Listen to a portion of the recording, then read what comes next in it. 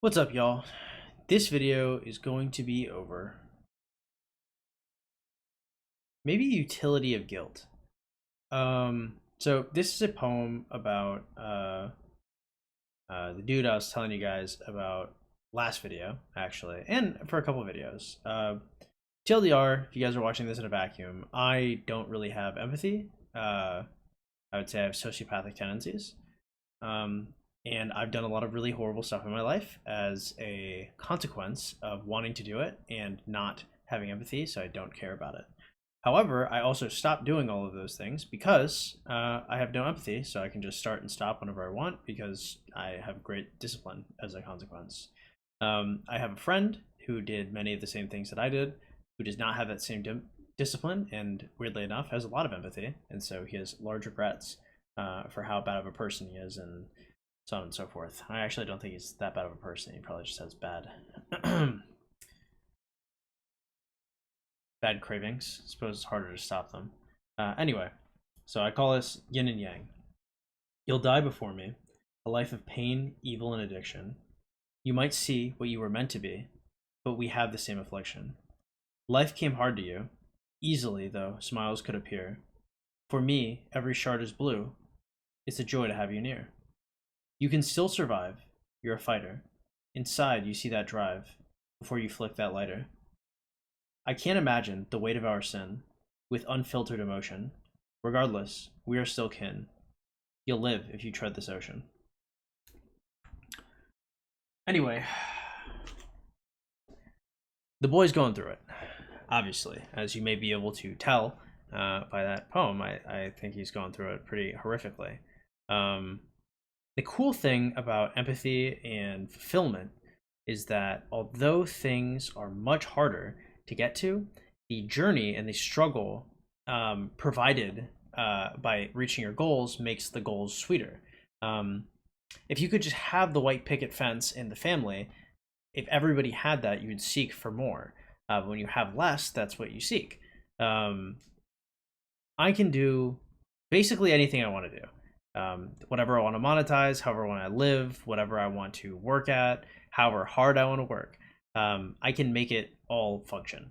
It's not going to be the best, most well-oiled machine on the planet, but I'm like a cockroach, right? I'm never really gonna croak.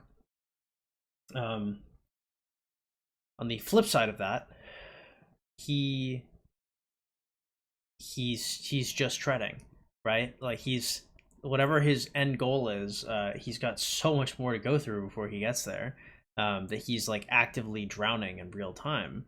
Um, the weight of his sins are like crushing him consistently, and so while empathy can give us, a lot of fulfillment, a lot of end goal, right? A lot of a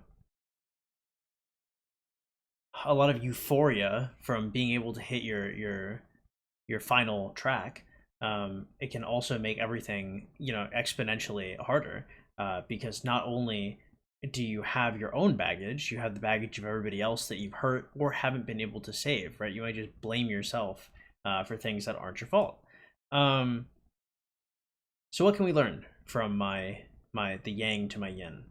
um, we can learn that having some empathy is great. I mean, he can have a good time, he can connect to people, and people very much enjoy him. For however many things he's messed up in his life, he has great friends.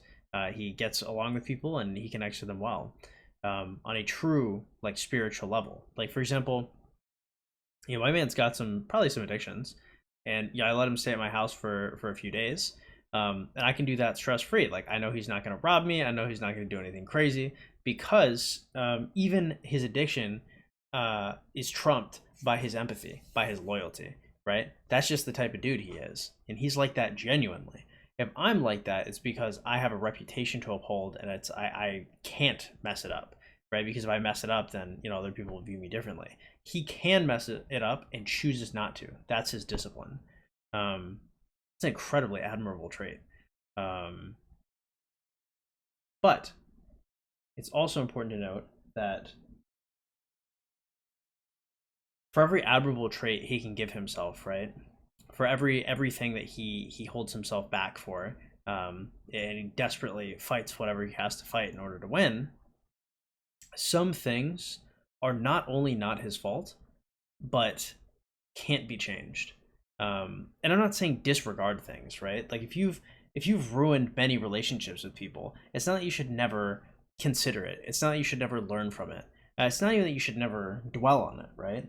But if that impacts the things you're doing right now, if yesterday's guilt is affecting today's mission will become today's guilt, and it will stack and stack and stack, and that's where he's at. Um, Life sucks. Some things get better. Some things will never ever get better. Um, and I'm not saying you have to forget everybody. I certainly have never, right? I don't have empathy over it, so maybe it's easier for me to say. But eventually, some things have to be let go, at least in the functional sense, right? Eventually, you have to get up and keep moving. Um, he gets up and keeps moving with everything still attached to him, but eventually he's going to crash. It's not a sustainable model, right? Eventually you have to slow down. You can't, no drinking, no smoking, no substances. You have to put it all down. You have to face what you've done, and you have to, in some way, shape, or form, come to terms with it. So there's the power of empathy, the power of emotion that allows you to be fulfilled, but there's also the weakness that fulfills you negatively. Do your best you can to fight it, and don't become a monster like me, I guess. The end.